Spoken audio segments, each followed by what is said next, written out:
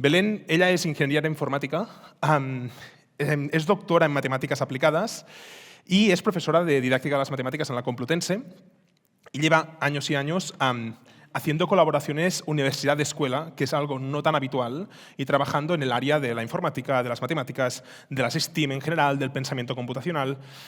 Y hoy viene a hablarnos del rol del docente y lo hará, como ayer me decía, pisando muchos charcos. Dice, Uriol, voy a pisar charcos. Y digo, bien, esto es un poco lo que venimos a hacer hoy, ¿no? A pisar charcos, a salir de aquí con ideas, con reflexiones interesantes. Yo creo que Carlos ha pisado unos cuantos, Belén estoy seguro que pisará unos cuantos más y creo que después aún pisaremos muchos más, ¿no? Así que, enhorabuena, Belén, sube aquí y te doy la palabra.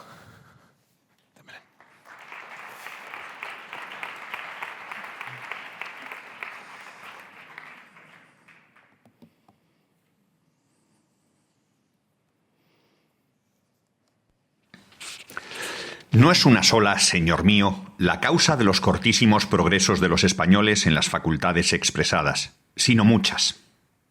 Y tales que, aunque cada una por sí sola haría poco daño, el complejo de todas forman un obstáculo casi absolutamente invencible. La primera es el corto alcance de algunos de nuestros profesores. Hay una especie de ignorantes perdurables, precisados a saber siempre poco, no por otra razón, sino porque piensan que no hay más que saber que aquello poco que saben. La segunda causa es la preocupación, que reina en España contra toda novedad. Dicen muchos que basta en las doctrinas el título de nuevas para reprobarlas, porque las novedades, en punto de doctrina, son sospechosas. Esto es confundir a Poncio de Aguirre con Poncio Pilatos.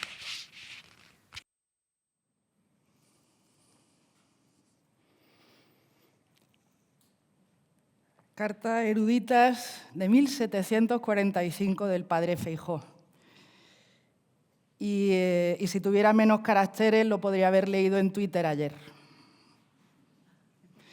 No tenemos ni idea, los profesores están poco formados, nos molestan las novedades y se considera mal innovar. Y no sé si conocéis la película, para los que seáis más jóvenes. El Día de la Marmota es una película en la que el protagonista se despierta una y otra vez en el mismo día. Y aquel día nunca pasa. Y a veces creo que los profesores tenemos la sensación de vivir en el Día de la Marmota. Nos volvemos a levantar desde 1745 en una situación de que se nos pide y se nos vuelve a pedir y se nos acusa de no saber. Y tenemos problemas incorporando cosas, pero a lo mejor no es el Día de la Marmota. Puede ser que lo que nos esté pasando es que la educación se está moviendo en eras geológicas. A lo mejor lleva un ritmo, pero claro, tú no ves que el océano suba o que las placas tectónicas se estén moviendo. Tú eso no lo percibes en el ojo porque va mucho más despacio. Lo cierto es que nosotros nos sentimos todo el tiempo que estamos escalando un 8000 y parece como que la cima está cada vez más lejos. Necesitamos esa escuela de la que nos estaban hablando, pero nosotros somos personas normales y corrientes muy chiquititas frente a esa montaña que tenemos que escalar. Y es lógico que a veces nos dé esa sensación. Y además mencionabas antes la administración, pero está la administración, están las familias, están los medios, y yo creo que es inevitable en algún momento cuando tú ves la escuela que quieres construir que te entre un poco de desasosiego, ¿no? Te levantas un lunes y dices, es que yo no puedo con esto. O sea, es que si volviéramos al sábado, por favor. Bueno, yo creo que nos pasa a todos. Y lo que pasa es que yo ahora tengo que irme desde la escuela a lo mío, ¿no? Que yo de lo que vengo a hablar es de matemática y de los profesores de matemática en concreto. Y me gustaría, tenéis por ahí una libretilla que os han dado. Si no os importa en un momento, vamos a hacer una pequeña lista Os voy a dar unos segundos para que penséis en concreto, yo, profesor de matemática, o esos profesores de matemáticas que tengo en mi claustro, ¿qué pediría yo que conocieran? ¿Qué considero que sería fundamental que esas personas conozcan para ser un buen profesor de matemáticas? Entonces, haceros así una lista rápida, os doy 30 segundos.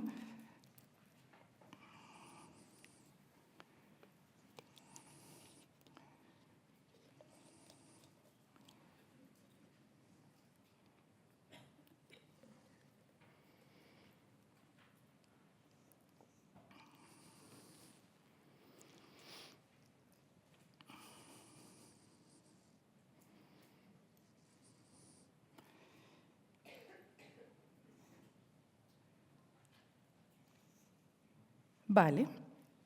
Espero que tengáis ahí algunas cosas, seguramente os han venido las más importantes a la cabeza primero. Y ahora lo que me gustaría es que miraseis vuestra lista pensando en estas dos cajitas de aquí, a ver si lo que habéis escrito encaja en una o en otra. La primera habla del contenido, que sepa matemáticas. Que sepa matemáticas. Eso tiene que conocerlo un profesor de matemáticas. Pero es posible, supongo, que tenéis también de la de abajo, ¿verdad? De cómo se enseñan las matemáticas. ¿Teníais cosas de esas dos cajitas? Sí. ¿Podéis hacer una marca en las que ya tenéis ubicadas? ¿Os quedan muchas cosas que no estén ahí? Levantad, porfa, la mano los que tenéis cosas apuntadas que no encajan ahí. Una decena, no mucho, ¿no? Entonces, estas dos cajas explican bastante, entonces, de lo que creemos que tiene que conocer un buen profesor de matemáticas. A ver si las que quedan las consigo encajar en estas dos cajas que dicen la estructura de las matemáticas. Yo tengo que saber que la geometría está relacionada con la aritmética, que está relacionada con la probabilidad, con la estadística. Esto tiene una estructura, tiene todo un movimiento tanto en horizontal, conectando unos bloques con otros, como en vertical. Yo sé qué va antes y qué va después. Yo conozco cómo se construyen unas estructuras, unas cosas encima de otras y cómo se relacionan entre sí. Y si no encajaban ahí, a lo mejor o encajaban en este otro, que no es tanto el cómo enseño, sino el cómo se aprende, cómo el niño recibe las matemáticas, cómo está preparado o no para según qué grado de abstracción, cómo piensa el niño las matemáticas.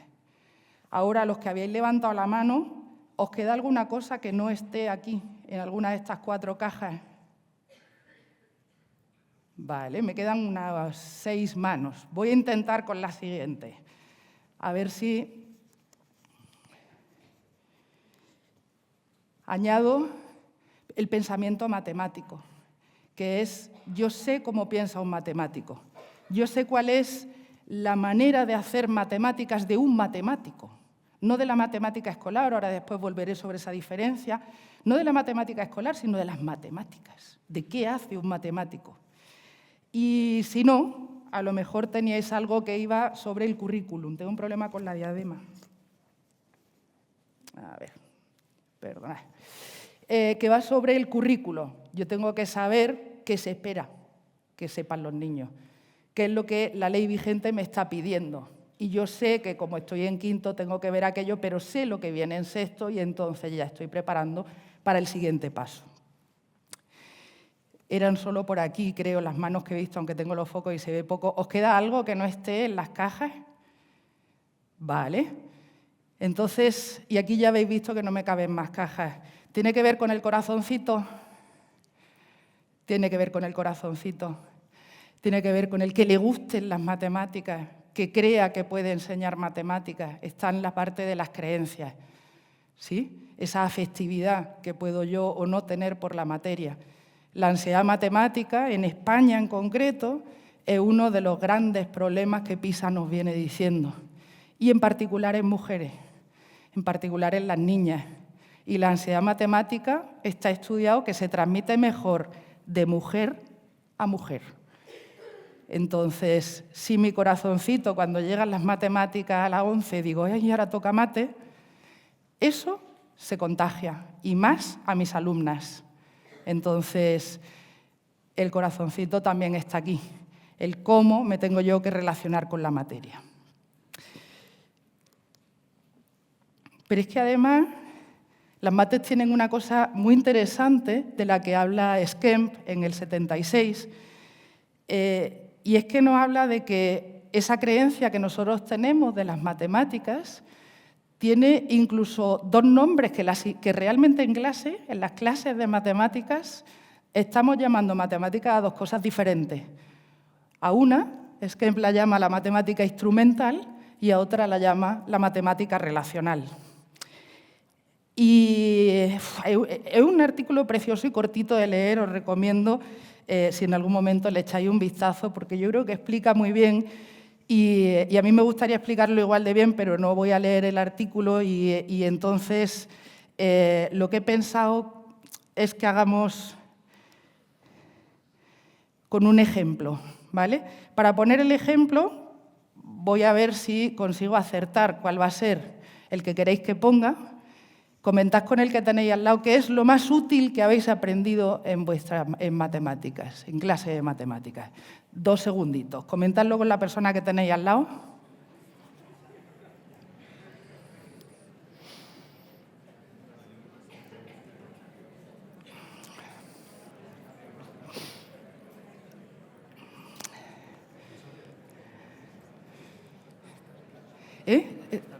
Es que se me está cayendo con la coleta, pero la tengo ya bien, gracias.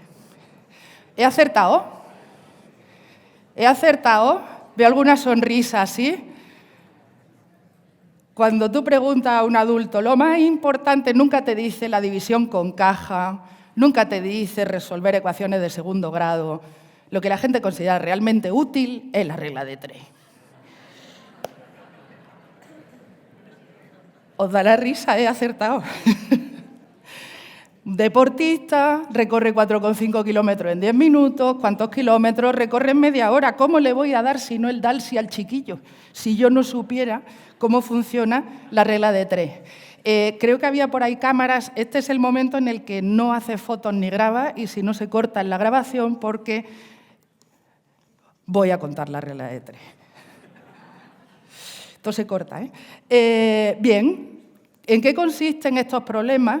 Que además uno los encuentra en Internet así, dice, dame problemas de la regla de 3 y salen. Os prometo que este está cogido de la primera que me salió en Google, relación de problemas de la regla de 3. Tengo un valor faltante, tengo 3 valores que sí que sé, tenéis que estructurarlos de manera que os queden kilómetros, kilómetros, minutos, minutos, este por este entre este. Entonces, 4,5 por 30, 135, 135 entre 10, 13,5. Ten cuidado que hay que escribir la frase. Muy importante, la frase. Y entonces recorre 13,5 kilómetros. Hasta aquí, ¿estamos de acuerdo? ¿Alguna duda? Una vez que podemos hacer esto, pues ya tenemos el problema tipo y podemos pasar al siguiente, ¿sí? Nos ponemos... Sí, perdona, tengo una duda aquí. ¿Quieres que vaya para atrás? Que tienes una duda aquí. Vale, tenemos a Manuel aquí en segunda fila y dice Manuel que no le ha gustado. ¿Qué no te ha gustado? Vale, sí. Cuando hemos hecho esta multiplicación, yo he puesto solo los numeritos, pero esto tenía unidades, claro, sí. Esto eran kilómetros y esto eran minutos y sí, estos son 135 kilómetros por minuto. Sí, pero no por minuto de eso de por minuto que hacemos que es partido por minuto. Esto es kilómetros por minuto con el... Ya, que no entiendes qué significa kilómetro por minuto. Sí, no quiere decir que vaya a 135 kilómetros por minuto corriendo, no. A ver, en realidad no... A ver, es que esto no significa nada, quiero decir. Pero sale. Entonces, si tú lo aplicas, esto sale. Entonces, créeme que, vale, sí, o sea, lo podríamos pensar también de otra manera, sí. Estoy de acuerdo. Podríamos usar razones unitarias. Y entonces decimos, si yo ya sé que hago 4,5 kilómetros en 10 minutos, claro, si divido por 10, voy a saber cuántos kilómetros recorre en un minuto. Eso es una razón unitaria y quizás sí, o sea, se entiende mejor. Estoy de acuerdo en que si yo me empeño en entender las matemáticas, pues a lo mejor esta solución parece más razonable, porque ahora ya cada paso tiene sentido, porque ahora tengo que hago 0,45 kilómetros en un minuto y como voy a correr 30 minutos, pues son 30 veces eso y entonces recorre 13,5 kilómetros. Sí, Manuelito, estamos de acuerdo, podríamos haberlo visto de una manera más razonable. Si queréis, razonamos entonces del abono. Dime. No, todavía no. ¿Quieres que vuelva? Sí. Dice Manuelito que, no, que quiere que volvamos un poco atrás porque lo ha vuelto a pensar el problema y que en realidad 30 minutos son 30 veces 10 minutos, que para qué demonios estamos dividiendo, multiplicando y no sé qué, si esto era... ¿Sí? O sea, sí, efectivamente, si lo pinto parece bastante claro que yo puedo hacer eso. Y entonces es simplemente 3 por 4,5. ¿Ya, Manuelito, hemos terminado? O sea, ¿podemos, por favor, hacer el problema del abono? Perdonad Dime. O sea, ¿qué pasa ahora? Vale, que tú has leído que el Guerrouj corre a 3,26 los 1.500 y que eso es el récord del mundo, ¿no? Claro, entonces, sí, en 10 minutos, sí. Vale, es correcto. Sí, o sea, realmente, pero es un problema de mates, quiero decir. Sí, no, nadie podría correr durante 30 minutos al ritmo que se corre el ritmo del 1.500, ¿no? O sea, no, sí, estamos de acuerdo. Pero hay que entender que tenemos ahí ciertas licencias en la matemática escolar en la que decimos, bueno, pero sí, si el carrito lleva 300 sandías, pues sí, o sea, tenemos aquí un acuerdo, un contrato didáctico en el que tú no te preocupes, que aplicas la regla de 3, te da C3,5 y yo te pongo un sobresaliente, Manuelito, tú no te preocupes, que eso ya, que tampoco te ha gustado el del abono, mientras yo hablaba te lo estabas resolviendo y te ha molestado también. Me dice Manuelito que 4.000 metros cuadrados es una extensión de 50 de largo por 80 de ancho. Eso en el sistema estándar de medida española es medio campo de fútbol. Y en medio campo de fútbol, un saco de abono, pues que igual no se va a notar mucho que hemos abonado el campo. Pero es esa pequeña licencia que nos tenemos que tomar los profes de mates para dar contexto y hacer matemáticas de la vida cotidiana. Pero insisto que si tú me haces la regla de 3, no hay ningún problema. Esto que estáis presenciando aquí en medio broma es un encuentro que se produce cuando la matemática instrumental y la matemática relacional chocan. Un profesor puede ser instrumental o puede ser relacional según interpreta qué son las matemáticas. Cuando a mí me basta que tú resuelvas el problema, entiendas lo que entiendas, pero has conseguido resolverlo, estamos diciendo que ese profesor es instrumental. Estoy dándote los instrumentos para que tú tires para adelante. Y cuando a mí lo que me preocupa es que tú realmente entiendas las matemáticas, las conectes, las elabores, entonces estoy siendo ese profesor relacional. Y hay veces que nosotros nos creemos relacionales, pero la realidad nos hace instrumentales. Es que no lo entiende, no lo entiende, no lo entiende, no lo entiende. Chiquillo, toma la regla de 3, que esto siempre funciona. Y aunque nuestro corazoncito intenta ser relacional, la vida, el libro de texto, nos lleva a ser instrumentales. Pero es que los niños también pueden ser instrumentales o relacionales. Yo tengo la teoría de que todo niño arranca con el porqué. Cuando es chiquitito, él es relacional de corazón. Pero en el momento en el que se encuentra con una situación instrumental, él lo que va a ver es que le genera éxitos el ser instrumental. En el momento en que su libro de texto es instrumental, en el momento en el que su profesor es instrumental, le genera éxitos en su vida académica ser instrumental. Con lo cual, sea por su historia o a veces por su naturaleza, no me calientes la cabeza, a mí dime cómo se hace.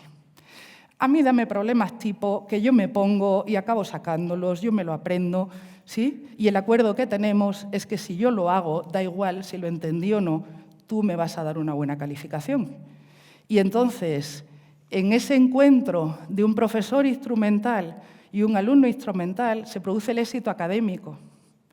Se produce un éxito académico que no parte de la comprensión profunda de la matemática, parte de un éxito en un sistema de problema tipo, ejercicio tipo, resolución tipo. Y viven felices. Viven felices a lo largo de los años hasta que ese alumno a lo mejor intenta hacer una ingeniería o a lo mejor vale cuarto de la ESO. Hay un momento en el que esos problemas tipo ya no son, ya empieza a haber aquí que aplicar cierta creatividad, ya empieza a haber una demanda diferente en la que tú tienes que entender lo que estás haciendo.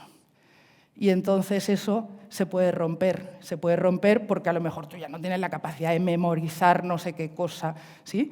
Entonces esa pareja puede funcionar bien, pero le pone en cierto modo un techo a dónde va a llegar ese niño matemáticamente hablando. También le puede poner el techo al curso siguiente, ¿eh? Cuando al niño instrumental le llega un profe relacional y le dice, ¿y por qué? Y el niño dice, mira, yo no sé de lo anterior, no sé el porqué de nada.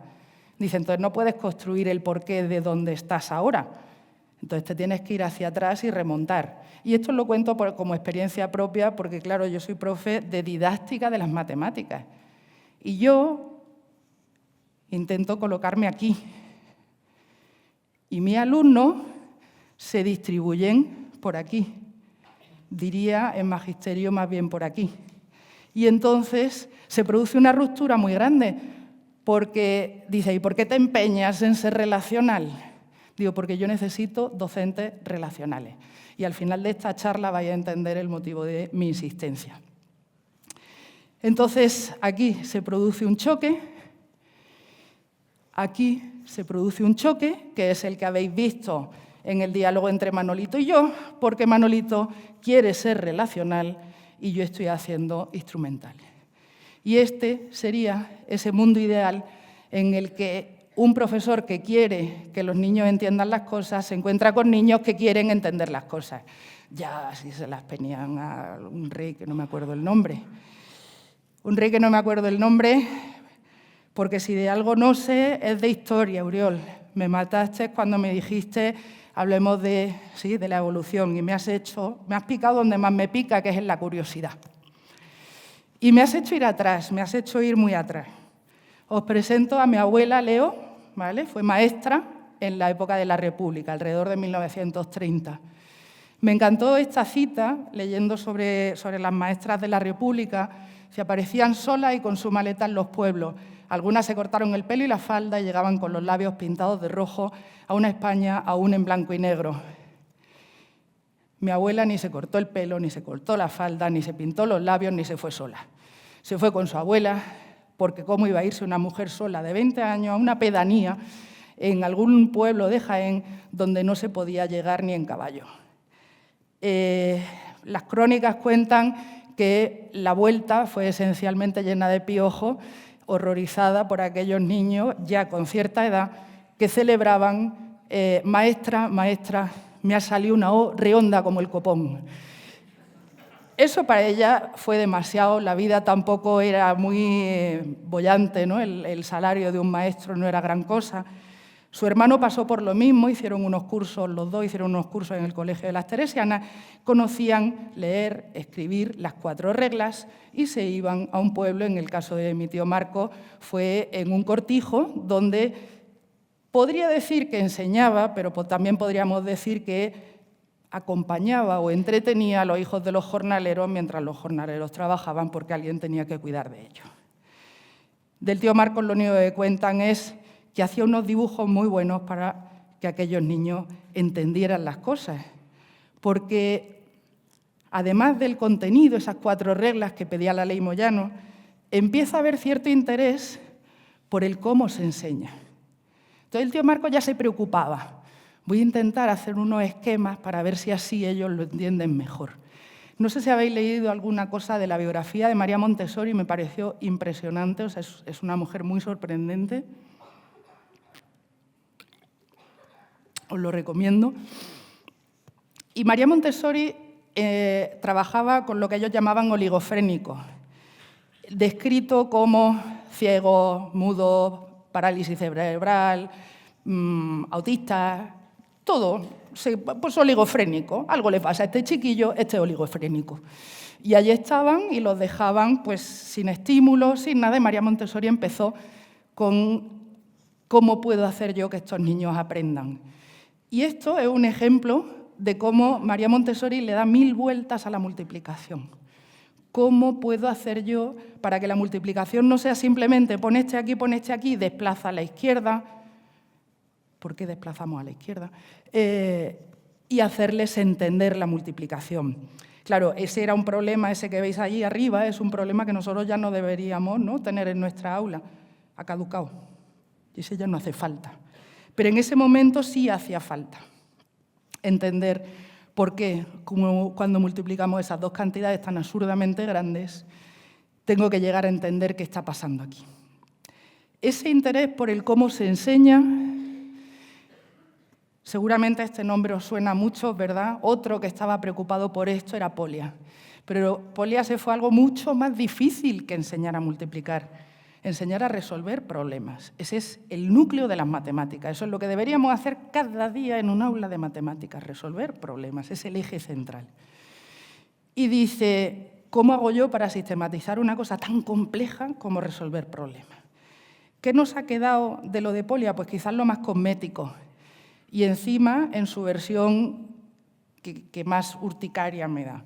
Subraya los datos por la operación, ¿sí?, calcula el resultado y comprueba.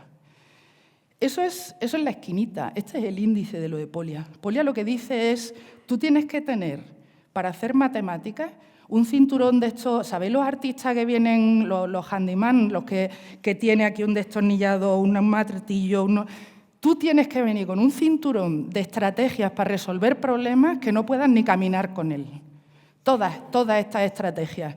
Y cuando te enfrentes a un problema, tú vas a tener que empezar a mirar de todas las herramientas que tienes, cuál pones en juego. Esto es un proceso creativo, es un proceso duro, es un proceso de persistencia, es un proceso sucio. Sucio.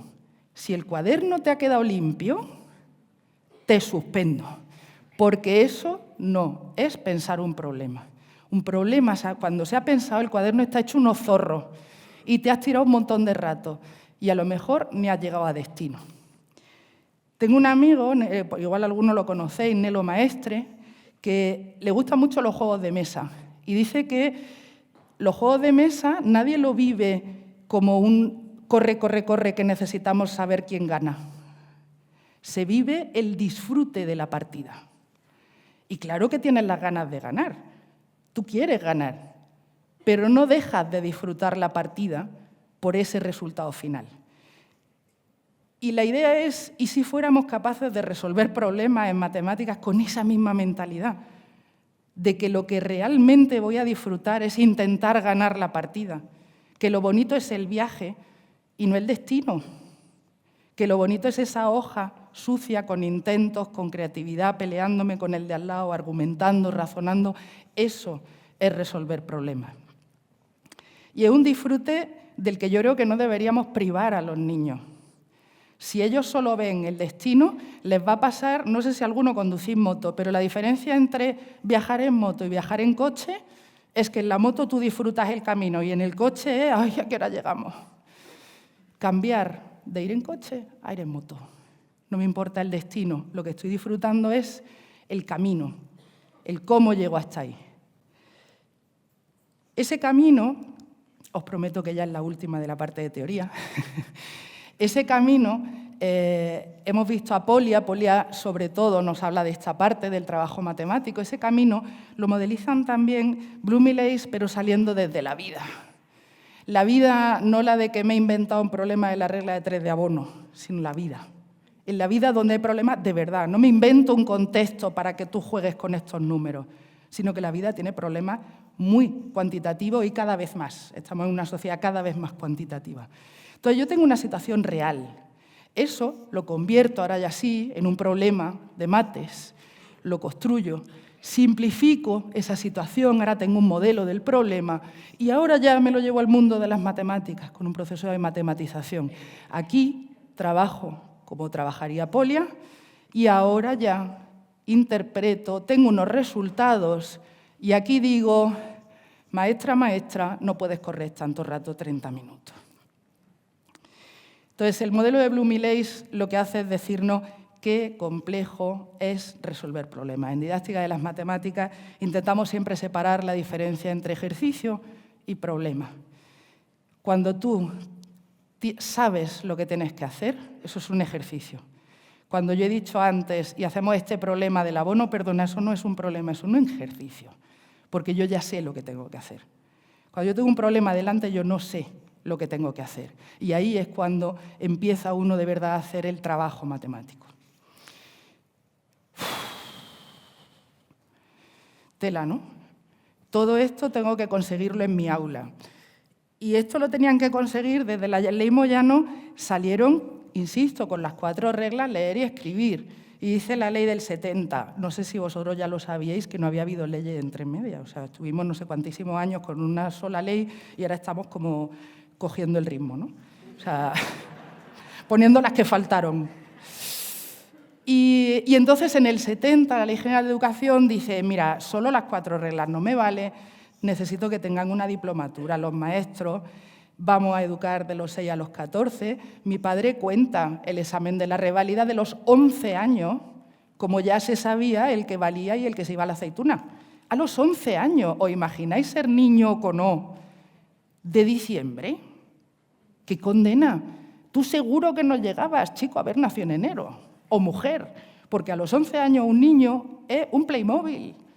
Si no sabe dónde tiene el plátano, se aparece en el fondo de la mochila. Una semana después, negro y repegado. ¿Va a estar ese chiquillo listo para pasar la reválida de los 11 años? Los 70 dicen no puede ser. Y entonces se alarga hasta los 14. Y en los contenidos aparece en la ESO, aparece por fin la estadística, la lógica matemática. Daos cuenta de que esos contenidos no estaban antes, entonces lo que se está pidiendo al maestro es apréndete cosas que no sabías. Y aparece una cosa muy curiosa en ese momento, que fue la matemática moderna. Veo por aquí algunas canas, entonces igual alguien cuando ve esto le da un escalofrío por la espalda. Sí. Estaba preparando la charla y pasó por allí mi hermana mediana, que tiene 3 años más que yo, dice, qué horror, suprayectiva, sobreyectiva y todas esas cosas. Nosotras somos de la generación que pasó la matemática moderna. En España llegó en los 70, pero es curioso porque venía justo cuando en Estados Unidos ya la estaban quitando. En Estados Unidos la matemática moderna llegó en los 50 y 60. ¿Por qué? Pues porque, a ver si os suena, los americanos estaban muy preocupados porque les faltaban científicos. ¿Os suena? Y a los niños se les enseñaban unas matemáticas súper abstractas, muy oscuras. Hubo un intento de queremos que los niños aprendan matemáticas de verdad. No calcular solamente, sino que aprendan matemáticas de verdad, las matemáticas de los matemáticos. ¿Qué les pasó? Pues les pasó que tenían que enseñar a los maestros esas nuevas matemáticas. Les pasó que los propios maestros no entendían aquellas matemáticas y les pasó que las familias se quejaban. ¿Os suena? ¿Os suena todo esto? No sé. Y entonces surgió el movimiento de los críticos en los 70 que creían que el currículum de matemáticas tenía que volver a sus raíces, restaurar los valores tradicionales volviendo a lo más básico y enfocándose de nuevo en unas matemáticas prácticas y de hacer cálculos. Lo podríamos haber leído en el Twitter rancio, ayer con menos caracteres. Bienvenido de nuevo al Día de la Marmota. Hacemos un avance, intentamos que los niños aprendan matemáticas de verdad, pero en ese momento se pasaron de frenada. ¿Qué se les olvidó? Estaban preocupados del cómo se enseña, se les olvidó el cómo se aprende. Se les olvidó que la mente de un niño de 7 años no estaba preparada, en general, para el nivel de abstracción que requería ese enfoque de la parte de conjunto. De todas formas, estoy hablando del EGB, estoy hablando de una época dulce, una época dulce para el profesor. Os presento a Manuel Palop, mi padre, con sus alumnos del instituto. Él era profe de instituto y pasó la mayor parte de su vida dando clases en instituto o masculino o femenino. Imaginaos vuestra aula de la ESO si no estuvieran todos juntos, ¿no? O sea, para ellos, pues es mejor la coeducación, pero ay, para el docente, qué cómodos estaban cuando esos 2 años de diferencia biológica entre uno y otro no estaba en el aula. Si no estaba esa diferencia, pero es que tampoco estaba la mitad de los que están ahora, porque los niños a los 14 ya valían o no valían.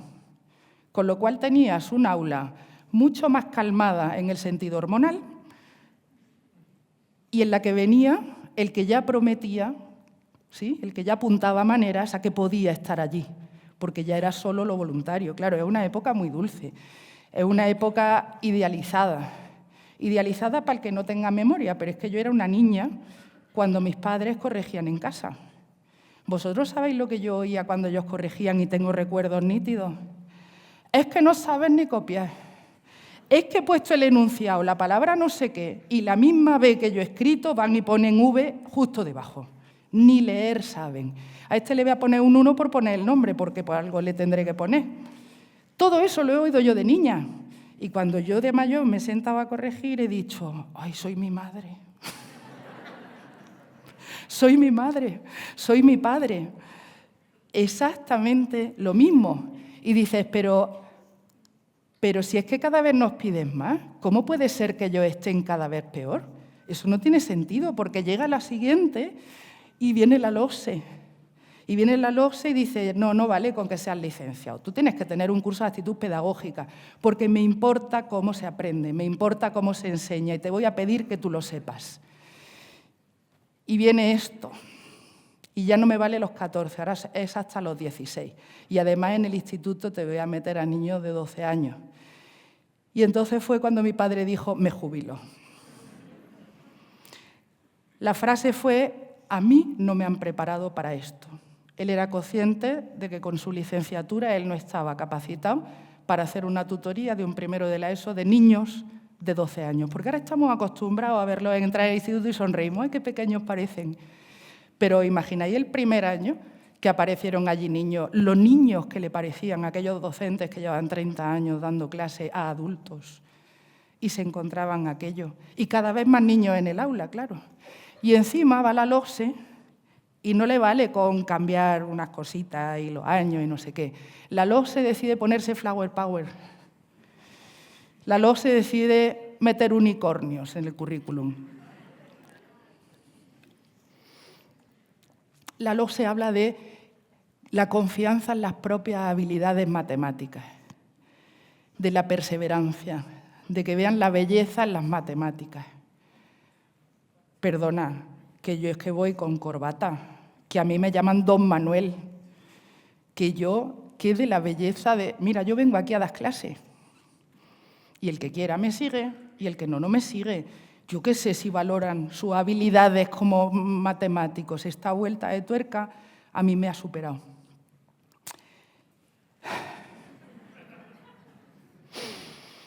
Pues lo que quieren de ti es esas relaciones humanas. Os presento mi madre ahí arriba a la derecha con sus alumnos. Mi madre es una de esas personas, Jaén es un sitio pequeño, mi madre es una de esas personas que no puede ir de bares, porque allá donde va alguien se acerca y dice, doña Ángela, usted me dio clase, porque a todo el mundo le ha dado clase, parece ser. Y ella se iba con los alumnos, tal, ella tenía esa cosa más cercana que sí que le permitió adaptarse a lo de los 12 años, pero por cuestiones personales, no por una formación, ¿vale? Entonces, ese cómo se enseña, cómo se aprende, ese conocimiento profundo de la disciplina y esa aula en las que todavía había mucha gente que no estaba, ¿vale? Sigo hablando del 90, pero acaba de comentar las cifras, Carlos. Estamos hablando de que mucha gente que ahora está en un aula, en ese momento no estaba en el aula. Estamos hablando de un abandono educativo temprano de niños del 46%, en niñas del 37%. Estamos hablando de una época en la que mi tío Juan entraba en el aula y cerraba la puerta por dentro, porque la clase empieza cuando entra el profesor. Claro, a mi tío Juan le daría un infarto si viera que mis alumnos vienen con un café a clase y que a veces yo también. Que no me he puesto una corbata nunca y que hace tiempo que no uso zapatos. Es otra relación con los alumnos, es otra dinámica, es otra sociedad que está pidiendo otras cosas. Más 8.000. No voy a parar en todas, tranquilos. Pero es que son muchos los 8.000 que venimos superando los docentes. Es que cada vez que uno está subiendo, cuando ya crees que, dice, no, pues ahora con la nueva ley tienes que.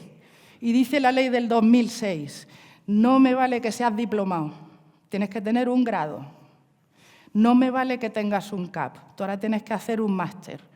En el fondo lo que está diciendo es que dejamos de entender, pero muy progresivamente, ¿vale? Por recordar la era geológica, dejamos de entender la docencia como un oficio que se aprende haciendo.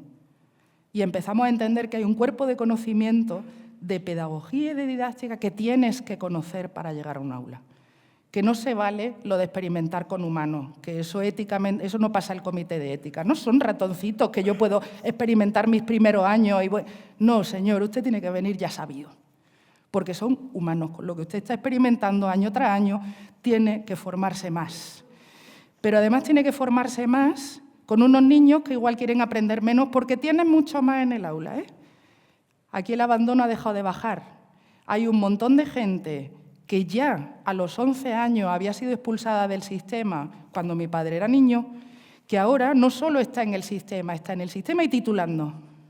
Y eso nos lo están pidiendo a nosotros. Y ese esfuerzo lo estamos haciendo nosotros y esa batalla la estamos ganando nosotros. Y en el 2006 aparece las competencias, que parece que fueran de la LOMLOE para muchos. Pero si te has sorprendido con la llegada de la LOMLOE, las competencias, es que no hiciste un control F de la LOE para buscar competencias. Ese 112 no es que haya 112 competencias, aparece 112 veces la palabra competencias. No se puede insistir más en que, señores, la sociedad ha cambiado, nuestros niños no tienen que saber sumar 10 números así de largos, a lo mejor con sumar unos pocos les vale, porque tenemos algo mucho más importante que hacer, que es que resuelvan problemas con la suma. Y dice, es que ya no tienen que aprender a sumar o las tablas, sí, las tienen que aprender, pero las cuentas que le preocupaban a Montessori, a mí no me preocupan. De 3 dígitos por 3 dígitos, ¿cuándo fue la última vez que hicisteis una? Si cuando vamos a un restaurante y somos varios, nos vale, incluso siendo 10, hay quien saca la calculadora. Que chiquillos, hasta ahí podríamos llegar sin calculadora, pero es que esas cuentas grandes, lo que necesitamos es estimarlas, es tener una idea de cuántos son, es ser competente con esas cuentas. ¿Qué dice la LOE de qué es la competencia matemática, aterrizándonos ya en las 112 que aparecen, sino en la que nos ocupa? Supone aplicar destrezas y actitudes que permiten razonar matemáticamente, comprender una argumentación matemática, expresarse, comunicarse en el lenguaje de las matemáticas, que no es el mismo que el lenguaje común, utilizando herramientas de apoyo, integrando el conocimiento matemático con otros tipos de conocimiento para dar una mejor respuesta a las situaciones de la vida de distinto nivel de complejidad. Casi nada, ¿verdad? Lo mismo que le saliera una O redonda con el copón. Lo mismo nos piden. Es que cada vez la ley ha ido completando nuestra tabla inicial. La ley ha ido cada vez añadiendo un poco más de qué nos pide como docente. Entonces, nos pide conocer todo esto. Y claro, la sensación que tenemos es que cada vez que hemos subido un poquito, la cima está más arriba. Estamos persiguiendo el llegar a lo que nos está pidiendo la ley, que cada vez es un poquito más, porque la sociedad cada vez necesita un poquito más. Y esto ya no es un 8.000. La LOMLOE ya no es un 8.000, esto ya es un 10.000, si hay que buscarlo en la luna lo buscaremos. Pero claro, lo que nos dice respecto a la titulación de acceso, dice ya vais bien, ¿vale? Por ahora vais bien, no voy a pedir más. Pero Mirad lo que tenemos ahora en el aula. Están todos. Todos.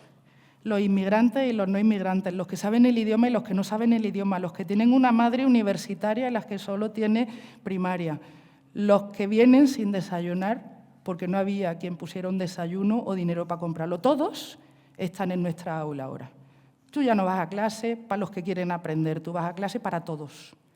Y con todos esos tienes que conseguir que ya no se llaman saberes, que se llaman conocimientos, que se llaman bloques, pero que el bloque cero que antes ahora ya no está, que ahora la geometría ya no es geometría, es sentido geométrico, sentido espacial.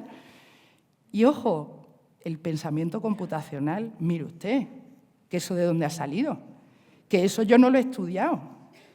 Digo ya, ni has estudiado el pensamiento computacional, ni tu profesor fue relacional, ni tú aprendiste por competencias.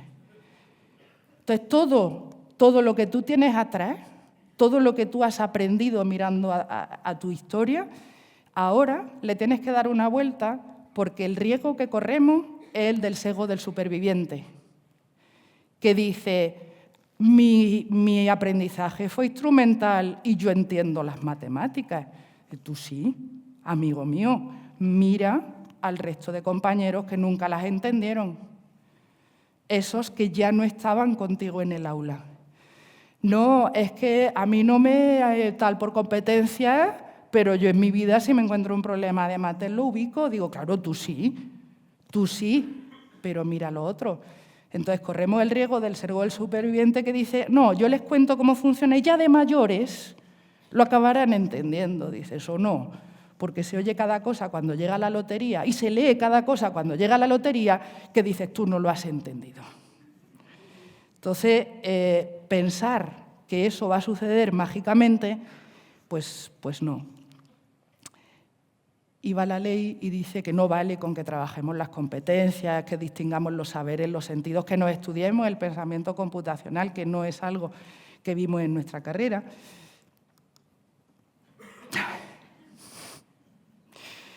¿Qué más quieres de mí? Dice, pues es que lo que necesito es que te muevas desde la ley Moyano hasta la LOE.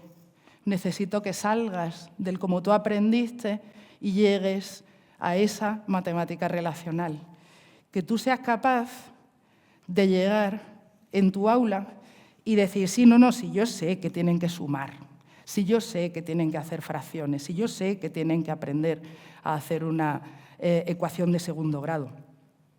Pero es que el currículum me ha dicho que tienen que ser competentes con eso.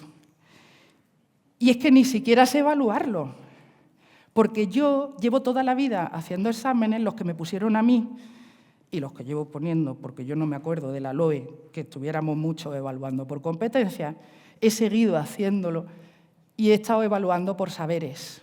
He estado calificando saberes, y es que calificar saberes es muy sencillo, porque calificar cosas tontas es muy fácil. Es muy fácil saber si un niño ha sumado o no, pero saber si un niño ha recorrido el modelo de Bloom y Leys y ha sido capaz de interpretar la situación, una situación compleja, y ha sido capaz de llevarlo al mundo de las matemáticas, es saber si ese niño ha hecho la primera, la CE1, la que aparece como competencia específica 1, y saber si desde lo donde operó ha sido capaz de llevarlo de vuelta al mundo es hacer la 2. Que lo que nos está pidiendo las competencias 1 y 2, esas coinciden en primaria y secundaria, es que los niños sean capaces de hacer el modelo de Bloom y Leys de resolución de problemas. Eso es muy difícil de decir si lo ha hecho con un 6, con un 8, con un 10. Pero sumar sí que sé si lo ha hecho con un 6, con un 8, con un 10. ¿Qué nos pasa? Que si necesito calificar, califico lo que es fácil de calificar. Pero si califico lo que es fácil de calificar, al final enseño lo que es fácil de calificar. Preguntarle a los de selectividad. ¿Por qué la selectividad es como es?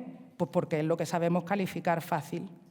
Si tuviéramos que hacer estas cosas tan complejas, ¿cómo sería el examen? Es que a lo mejor necesitaríamos un examen de 4 horas para matemáticas y de 4 horas porque yo en 1 hora no puedo saber si un alumno tiene esto. Si es capaz de hacer ese ciclo, si es capaz de elaborar conjeturas, si es capaz de pensar computacionalmente, si es capaz de hacer conexiones entre las propias matemáticas y desde las matemáticas hacia afuera. Si es capaz de representar y comunicar, representar con gráficos, representar con modelos, representar la realidad matemática y comunicarla.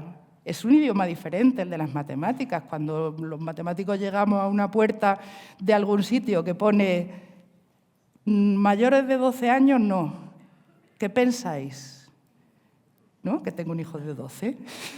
¿Este sí o este no? ¿Será estrictamente mayor o no? Y la gente te mira mal y dice, es que deberíamos ser capaces de hablar en matematiqués y de entender que cuando hablo en matematiqués tengo un idioma diferente y ese idioma lo tenemos que enseñar, porque las competencias no es solo algo que se evalúa, es algo que se enseña. Yo tengo que enseñarles a comunicar matemáticas. Y si están de uno en uno, cada uno con su libro rellenando un huequito, yo no estoy enseñando a comunicar matemáticas, luego digo, ¿de dónde saco la nota? Digo, pues te la vas a tener que inventar porque si no lo has trabajado y no lo has visto. Si quiero que mis alumnos comuniquen las matemáticas, tienen que comunicar las matemáticas y cuanto más pequeños, más tienen que hablarlas, porque no se lo voy a pedir por escrito, ojito. Y los que más me gustan, que son las del socioafectivo. Ya habéis visto que la LOCSE hablaba de cosas como perseverar. Si nos vamos hacia atrás, la idea de la belleza, la matemática, tenemos que hay dos competencias, la 7 y la 8 en primaria, y creo que son la 10 y la 11 en secundaria, que habla de las competencias socioafectivas del individuo y del grupo. El individuo tiene que tolerar la frustración, tiene que perseverar, tiene que entender el error como una fuente de aprendizaje. Pero eso lo tiene que hacer él solo, no, lo tengo que enseñar yo. Pero ¿cómo enseño yo que el error es una fuente de aprendizaje? Pues no poniéndole un 0 en octubre y sumándolo luego haciendo la media en julio, porque eso no es una oportunidad de aprendizaje, eso es una condena. ¿Cómo le enseño yo a perseverar? Pues poniéndole algo muy difícil, poniéndole algo que está justo en su zona de desarrollo próximo, si hablamos de Vygotsky, de manera que va a tener un éxito, sí, le va a costar toda la mañana. ¿Por qué? Porque quiero que juegue juegos de mesa, quiero que aprenda a disfrutar del proceso de intentar ganar, de en algún momento no tener éxito, pero colaborar con el de al lado y que ese lo saque del bucle y celebrar cuando llegas a la cima. Porque esa sensación de haber conseguido algo es lo que va a conseguir que ese niño persevere. No el ponerle las cosas sencillas, ponérselas complicadas, pero en un entorno controlado, en un entorno que no tome nota de ese 0, de que no llegó. No, tú tranquilo, no has llegado todavía. ¿No lo sabes? Todavía. Y cuando la administración me pida a final de curso que cómo estás, pues entonces ya diré cómo estás ahora. La foto de hace 2 meses, no te preocupes, que yo ya la he roto. Formaba parte de tu proceso de aprendizaje. Yo en el aula voy a trabajar todo esto desde septiembre con todas mis ganas y voy a intentar que tú toleres el error porque sabes que no te va a penalizar. Porque yo estoy haciendo que tú aprendas a que el error no importa hasta que ya no tengamos más remedio, cuando la administración me lo pida. Pues mucho más ánimo a todos con vuestros 8000. Feliz día de la marmota, fue el sábado, por cierto. O a lo mejor no estamos en el día de la marmota, igual sí que tenéis un poco más la sensación de que esto se ha movido mucho en los últimos 100 años, muy lentamente. Os presento una familia de tarados. Dicen que el que no sabe enseña, pues algo debemos tener. En la imagen ha aparecido hasta mi sobrina, que ahora ya es profesora también. Cosas que pasan en la familia, cosas peores ha habido y termino porque me he pasado de tiempo, pero podría seguir aquí todo el día. Gracias.